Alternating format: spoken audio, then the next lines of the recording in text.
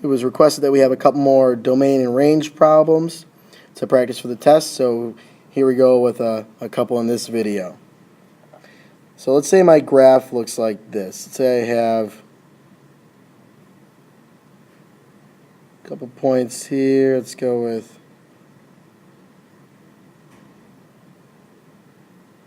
something that looks like this. So here's my graph. And I want to find the domain and range. Well, first off, let's go with the domain.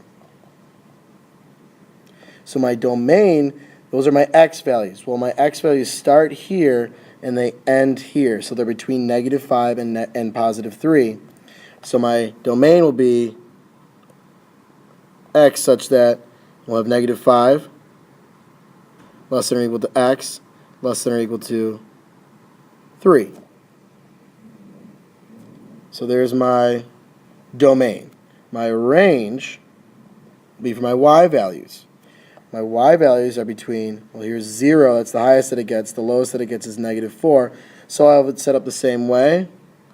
Y, and then a colon, so it says y such that. And we're going to have y between 0 and -4. So we have -4 less than or equal to y less than or equal to 0. The main thing that I'm concerned about is this part right here, the inequality, -4 less than or equal to y less than or equal to 0, -5 less than or equal to x less than or equal to 3.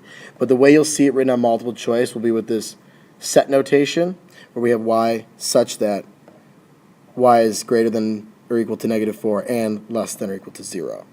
So I wanted you to be familiar with the set notation that we have here. Let's try another one. Let's say I'm given this graph here and I want to find the domain and the range of the function. Well, my domain, once again, is the second set of my x's. That's my largest value, is 5. It stops here, but does it ever stop when I'm going to the left? No, there's an arrow, so it keeps going. I can't actually draw a line here and say, nope, it stops here. It doesn't, because there's an arrow and it keeps on going.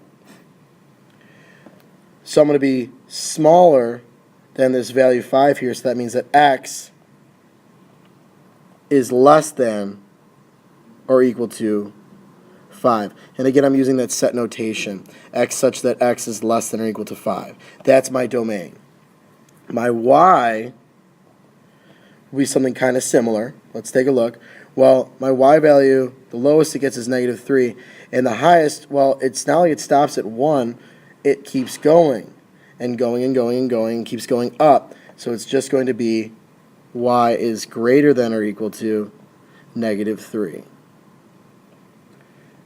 And there's my domain and range. Hopefully that helps you guys out when you're reviewing for the test. I know you requested a couple questions like this be made into videos.